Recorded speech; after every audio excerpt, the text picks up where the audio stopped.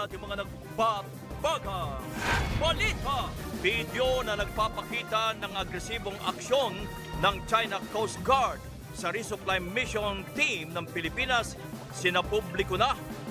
Mga sundalong Pinoy ginitgit, pinagnakawan, ginamitan ng tear gas at tinutukan pa ng patalim. Ilang mambabatas na nawagang imbestigahan ang insidente sa West Philippine Sea at panagutin ang China. Exclusive! Lalaki patay sa pamamaril ng 2 salarin. 3 taong gulang na bata patay matapos masagasaan ng van sa Tondo, Maynila. Ilang partido pumalag matapos tawaging leader ng oposisyon si Vice President Sara Duterte ng kanyang kaalyado.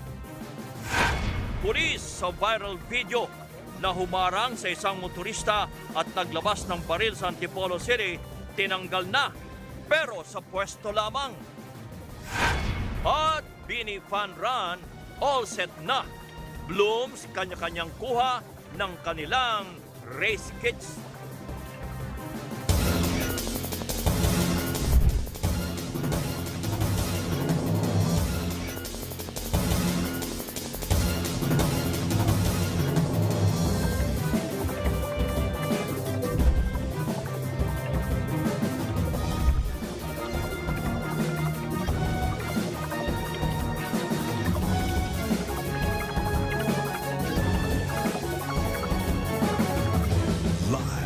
Mula sa ABS-CBN News Center, Manila, ito ang TV Patrol!